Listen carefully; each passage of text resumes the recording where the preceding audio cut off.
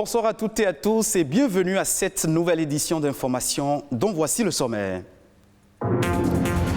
Le 24 mars est une journée dédiée à la lutte contre la tuberculose, une maladie infectieuse d'origine bactérienne qui touche principalement les poumons. Le dépistage précoce est le seul moyen efficace pour se prémunir contre cette pathologie. Avec l'avènement des véhicules 2.0, les mécaniciens automobiles sont aujourd'hui obligés de se mettre au pas du digital. Pour eux, le métier de la mécanique auto s'adapte au numérique. On parlera aussi de l'eau, ce temps bleu qui est devenu une source de tension dans le monde entier. Près de 2,2 milliards d'êtres humains n'ont toujours pas accès à des services d'alimentation domestique en eau potable. En Afrique, la situation est très pénible. On ouvre cette édition par la célébration ce 24 mars de la journée mondiale de la fin de la pêche. Une journée initiée par une ONG suisse et instituée par les Nations Unies dont le but est l'abolition de la pêche et des élevages aquacoles. Les espèces ciblées, les poissons, les crustacés et les céphalopodes, qui représentent la quasi-totalité des animaux tués par les humains. Il faut préciser que l'Afrique compte 54 États, dont 38 avec accès à la mer. Des pays qui tirent profit de la pêche maritime. Selon les statistiques en 2015, la production de poissons en Afrique représentait 11 millions de tonnes, dont 85% fournis par la pêche et 15% par l'aquaculture. Un total qui représente 7% de la production mondiale. Ce 24 mars, c'est aussi la journée mondiale de la tuberculose. L'Organisation mondiale de la santé attire l'attention de tous sur les dangers de cette maladie. L'heure est venue de mettre fin à la tuberculose est le thème retenu pour l'édition 2021. Une occasion pour sensibiliser les populations et inciter les actions pour mettre fin à cette pathologie. Louis Koudogbo, Nadège Sani était au centre Lazalais, un centre où sont pris entièrement en charge les malades de la tuberculose au Bénin. C'est l'atout, c'est toujours l'atout.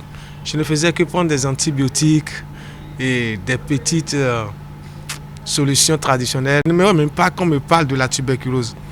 Parce que c'est une maladie grave. Dans notre langue locale, on appelle le quinoué. Donc vous imaginez un peu. Tout comme Judas, plusieurs Béninois souffrent de cette pathologie sans peut-être avoir le courage de se faire dépister.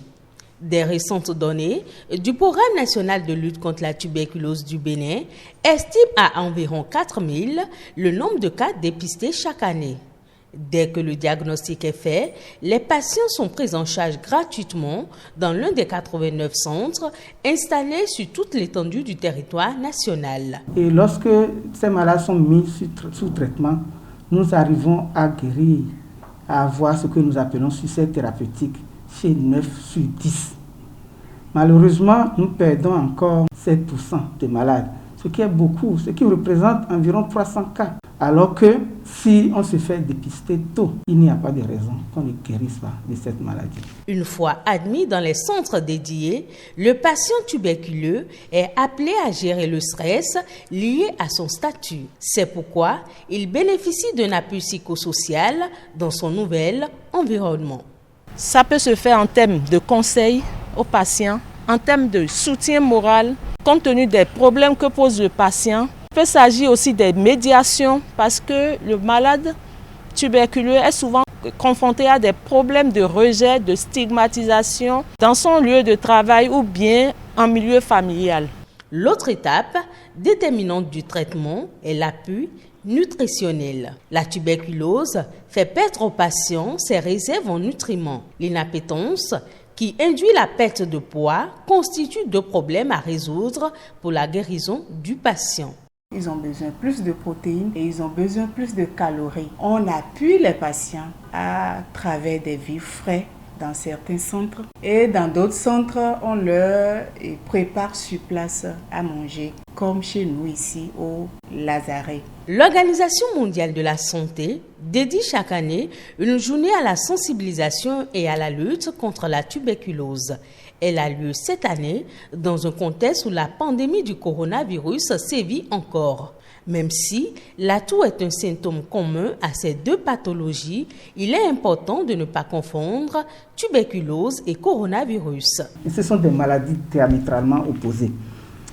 Ce n'est pas parce qu'on a la tuberculose qu'on va faire le coronavirus ou vice-versa. Cela dit, quand on a la toux, ça peut être la tuberculose ou ça peut être le coronavirus. C'est pour ça que, par les temps qui courent, lorsqu'on tousse, il faut aller à l'hôpital pour qu'on sache si c'est une infection au coronavirus. Si ce n'est pas ça, on va vous mettre dans le circuit de soins pour finalement savoir si c'est la tuberculose. D'après le coordonnateur national de lutte contre la tuberculose, les pays développés ont vu leur taux d'infection en baisse, et ceci grâce à la croissance de leur économie. La pauvreté est donc l'un des facteurs déterminants sur lesquels il faut agir. L'amélioration des conditions de vie des populations est une condition sine qua non pour réduire la contamination. Le dépistage précoce demeure la seule option pour en guérir. Venons-en maintenant au secteur de l'automobile qui connaît une mutation à l'ère du digital. On retrouve aujourd'hui toute une gamme de véhicules électroniques en circulation.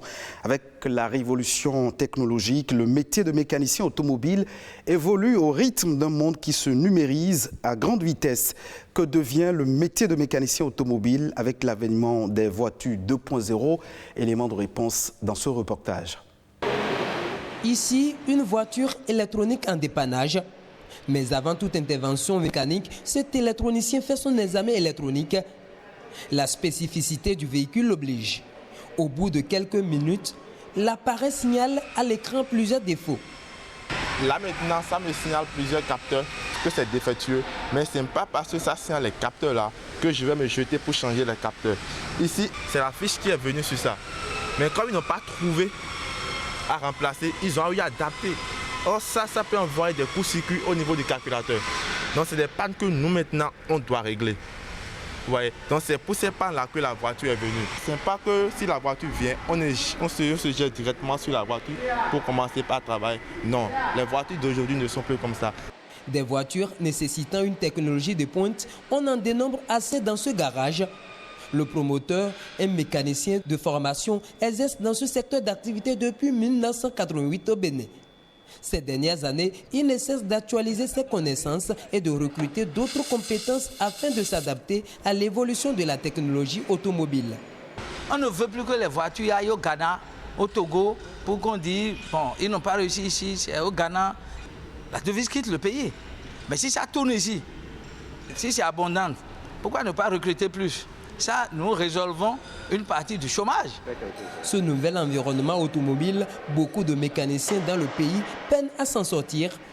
La cause, on évoque le défaut de maîtrise de l'outil informatique et de la langue de conception des scanners. Par exemple, les appareils de diagnostic, là, les scanners consoles, là, si tu ne maîtrises pas le français, tu ne peux pas.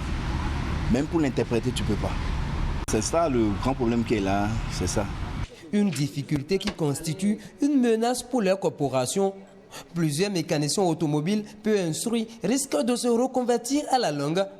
Mais le président de l'association dit y travailler. Il faut quand même avoir au minimum le BPC avant de faire la mécanique aujourd'hui.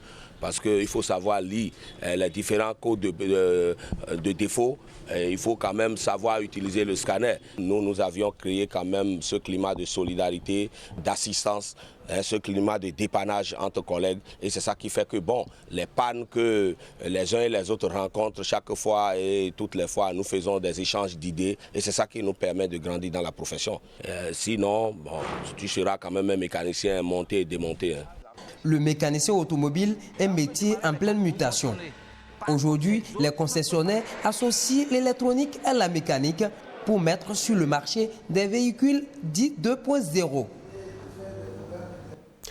Dans la suite de cette édition, Josué Daniel Sosa nous propose une compilation des informations qui ont fait objet de l'actualité nationale au Bénin. Voici la nation en bref et en images.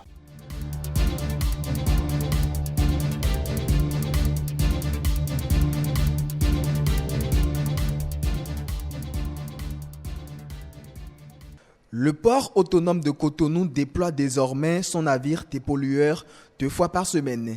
L'objectif est de protéger le milieu marin en luttant contre la pollution du bassin portuaire. Selon la direction générale, cette initiative ressort de la responsabilité du port autonome de Cotonou qui protège et préserve son environnement de travail en tant qu'entreprise éco-citoyenne. Le navire dépollueur du port autonome de Cotonou extrait des eaux les déchets solides et liquides tous les mercredis et vendredis de chaque semaine. Les travaux du dialogue sur la gouvernance environnementale ont pris fin ce mercredi à Cotonou. Lancé par le ministre du Cadre de vie et du Développement durable, Didier José Tonato, ces travaux ont permis aux différents acteurs de l'environnement de faire le point d'ancrage des acquis de la mise en œuvre des engagements en matière d'environnement. Il était également question de faire l'état des lieux de la gouvernance environnementale au Bénin, y compris l'évolution du cadre législatif, institutionnel et réglementaire en matière de gestion de l'environnement de 1990 à ce jour, en ressortant les acquis, les défis et les perspectives, de partager avec les participants au dialogue les résultats de l'étude sur l'évaluation de la mise en œuvre de la Charte nationale sur la gouvernance environnementale au Bénin. Le ministre des Sports, Oswald Omeki, et la représentante de l'UNICEF au Bénin, Djanabou Maondé, ont lancé ce mardi la plateforme YouReport Bénin destinée aux jeunes. YouReport est une plateforme sociale disponible via Facebook, Twitter et SMS développée par l'UNICEF. Elle permet aux jeunes de faire des débats sur les sujets qui les concernent. C'est également une opportunité pour sensibiliser les jeunes sur la Covid-19, la vaccination et les gestes barrières à respecter. Ayant comme cible les adolescents et jeunes âgés de 15 à 35 ans, YouReport s'insère dans la mise en œuvre de la stratégie des Nations Unies pour la jeunesse 2030. Cette plateforme vise à accroître l'efficacité et la portée de l'action et répond ainsi aux besoins des jeunes de renforcer leur capacité de promouvoir leurs droits tout en respectant leur diversité et d'encourager leur mobilisation et leur participation à la réalisation et le suivi de l'agenda de développement 2030.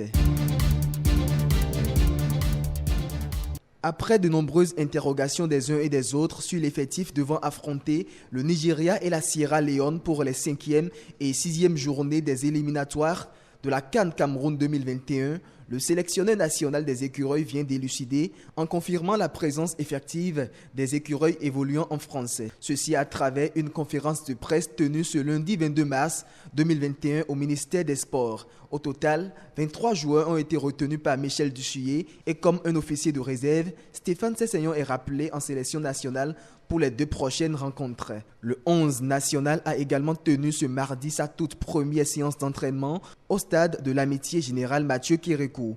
Pour rappel, le Bénin affronte le samedi prochain le Nigeria pour le compte de la 5e journée des éliminatoires de la Coupe d'Afrique des Nations Cameroun 2021.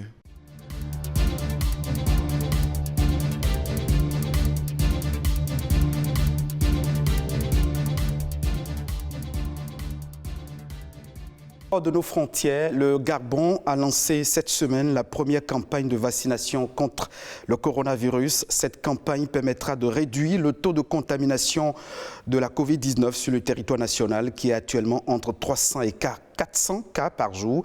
Ce sont les personnels soignants, les forces de sécurité, les personnes à risque et les personnes âgées qui vont bénéficier prioritairement de ces vaccins. Cette campagne est lancée dans un contexte où les cas de contamination à la Covid-19 ne cessent de croître dans le pays. Direction le Nigeria. Dans ce pays le plus peuplé d'Afrique, près d'un enfant sur 3 manque d'eau pour couvrir leurs besoins journaliers, a averti lundi dernier l'UNICEF.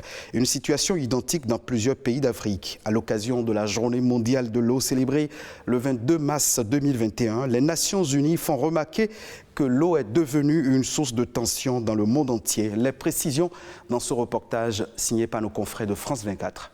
L'eau, une ressource qui, année après année, devient de plus en plus rare. Aujourd'hui, près d'un quart de la population mondiale se trouve en situation de stress hydrique. De nombreuses activités humaines s'ajoutent à la sécheresse pour réduire les réserves en eau douce de la planète. Des régions autrefois fertiles comme l'Andalousie en Espagne se transforment petit à petit en désert. Conséquence, des tensions entre pays apparaissent. Exemple avec le Nil. Il est une source d'approvisionnement essentielle pour une dizaine de pays d'Afrique de l'Est. Le grand barrage de la Renaissance, lancé en 2011 par l'Éthiopie, suscite toujours des inquiétudes chez le Soudan et l'Égypte. Khartoum et le Caire, dépendants du fleuve, craignent d'avoir un accès restreint au Nil. Tension aussi autour du Jourdain. Le Liban, Israël, la Syrie et la Jordanie s'y disputent le contrôle de l'eau pendant que le fleuve s'assèche et que la consommation des pays augmente. En Asie, l'assèchement du Mékong et la multiplication des barrages chinois menacent directement 60 millions d'habitants. Ces dernières années, même des grandes villes comme Rome, Los Angeles ou Le Cap en Afrique du Sud ont été menacées par des vagues de sécheresse. Selon l'ONU, 3,6 milliards de personnes vivent dans des zones potentiellement pauvres en eau. C'est la fin de cette édition d'information. Merci de nous avoir suivis. Retrouvez cette édition sur le site de l'ORTB, www.ortb.bj.